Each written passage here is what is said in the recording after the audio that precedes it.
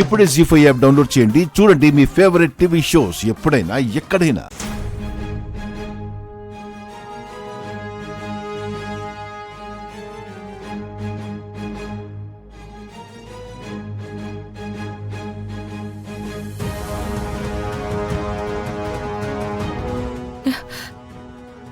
శౌర్య sir,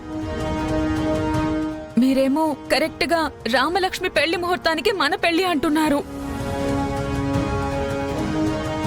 నేనేమో పంతులు గారిని direct గా తాళి మంత్రాలు చదివేమన్నాను.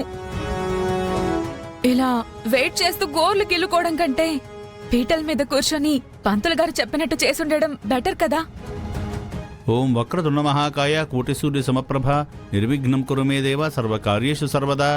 సార్, పీటల మీద కూర్చున్నాను రండి. సరే పద. శౌర్య ఆగరా.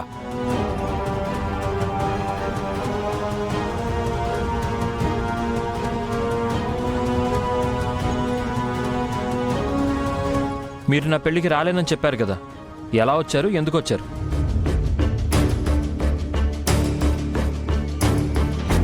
దేవత లాంటి రామలక్ష్మిని వదిలి ఈ అహంకారిని పెళ్లి చేసుకోబోతున్నందుకు రాకూడదని అనుకున్నాం రా.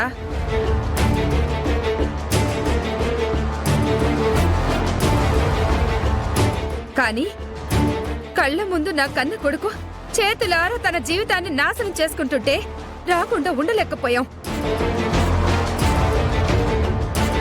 వద్దురా శౌర్య, ఇప్పటికైనా మించిపోయింది లేదు. మా మాట విను, ఈ పెళ్లి చేసుకోవద్దు. నానా, పెళ్లి మండపానికి వచ్చి ఇలాగేనా మాట్లాడేది? మరి ఏం చేయండిరా? ఇంటి దగ్గర నుంచి చెప్తూనే ఉన్నాను, ఈ పెళ్లి వద్దు వద్దు అని. వింటున్నావా నువ్వు? అయినా ఈ అస్మిత గురించి మాకన్నా నీకే బాగా తెలుసు. నిన్ను రామలక్ష్మిని విడదీయడానికి అడ్డమైన పనులు చేసిన దాన్ని తననెలా పెళ్లి చేసుకుంటావురా? వద్దురా శౌర్య, నా మాట విను. నాన్న, మీకు అర్థం కావట్లేదు నాన్న. అస్మిత 4 మాటలు చెప్పి విడదీద్దామని చూడగానే వెనక ముందు ఆలోచించకుండా వెళ్ళిపోయిన ఆ రామలక్ష్మి కంటే ఈ అస్మిత చాలా చాలా బెటర్ నాన్న.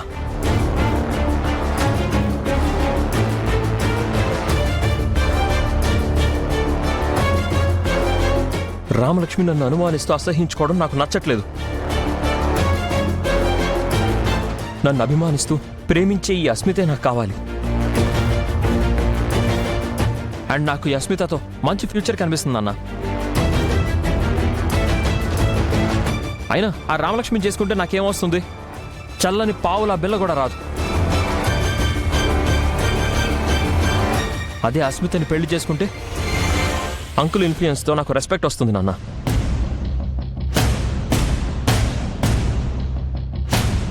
సొసైటీలో నాకు పేరు వస్తుంది.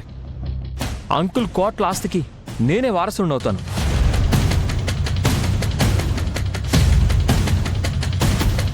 ఏంట్రా, ఏం మాయ చేసింది నిన్ను ఈ అస్మిత? నువ్వు కూడా ఆస్తి గురించి మాట్లాడుతున్నావు? అమ్మా, ఎండ్ ఆఫ్ ది డే ఎవరైనా సరే ఆస్తి అంతస్తు గురించే మాట్లాడతారమ్మా. స్టేట్ టీంకి సిన్సియర్గా సెలెక్ట్ అయిన లెటర్ చెత్తబొట్టలో పడుంది. నేను రిజెక్ట్ చేసిన అస్మిత అంకుల్ ఇన్ఫ్లుయెన్స్ వల్ల స్టేట్ టీంకి సెలెక్ట్ అయిపోయింది. అప్పుడే ఆస్తికున్న పవర్, అస్మితకున్న విలువ నాకు తెలిసొచ్చిందమ్మా.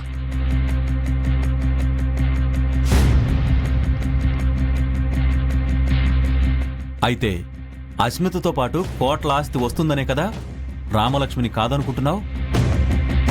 అవును నాన్న.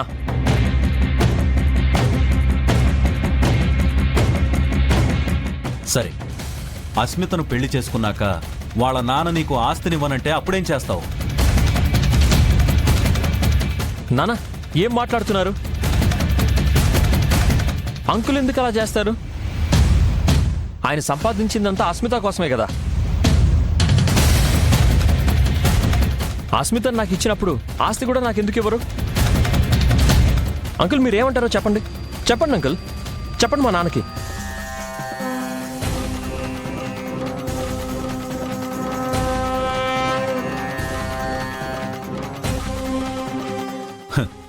ఆయన మొహం చూస్తేనే అర్థమవుతుందిరా. పెళ్ళయ్యాక నిన్ను ఆ ఇంటికి అల్లుళ్ళా కాకుండా పనోళ్లా చూస్తాడని. నానా ఏది నీకంత నమ్మకం ఉంటే ఇప్పుడే తన ఆస్తిని నీ పేరు మీద రాయమని చెప్పు.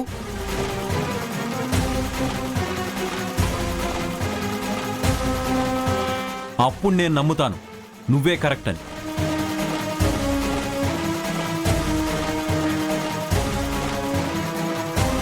మాకు కోడలిగా ఈ అస్మితే కరెక్ట్ అని.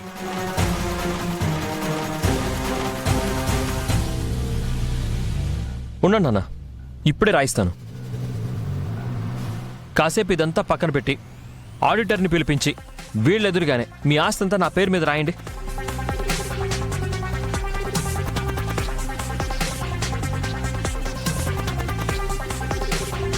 అంకుల్ తీసుకోండి, ఏం ఆలోచిస్తున్నారు? రాసేవండి అంకుల్. ఏంటి రాసిచ్చేది? తమాషాగా ఉందా?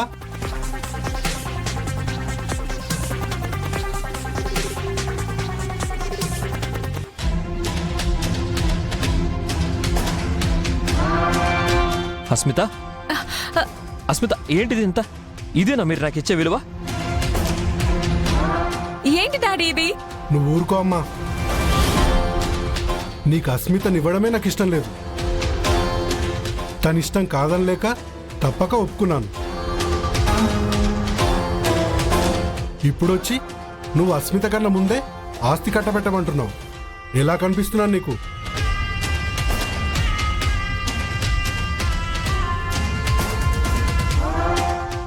Daddy please. అంకుల్, అసలు కాబోయే అల్లుడికి ఇదేనా మీరిచ్చే విలువ? ఇప్పుడు నా ఆస్తినంతా రాసి నేనేం చేయాలి? భజన చేయాలా, అడుక్కు తినాలా? చూడు, నా ఆస్తి అంతా నా కూతురు మీదే. అది మా తదనంతరం. అప్పుడు కూడా నా అల్లుడికి రాసివ్వను, నా కూతురు పేరు మీదే రాసిస్తాను.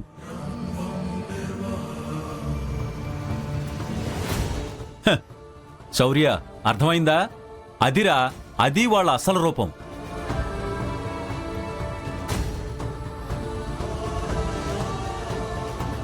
వాళ్ళ ఆస్తి నీకు ఎండమావి లాంటిదిరా, ఎందుకు పనికిరాదు. ఈ పిల్లని చేసుకుంటే నువ్వు వాళ్ళింటి అల్లుడివి కాదు, ఒక మంచి పనుడివి అవుతావు. నానా,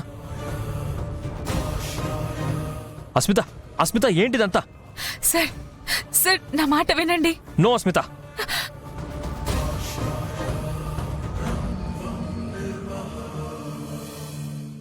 జీ5 యాప్ డౌన్లోడ్ చేసి అన్ని ఎపిసోడ్స్ పూర్తి ఉచితంగా చూడండి.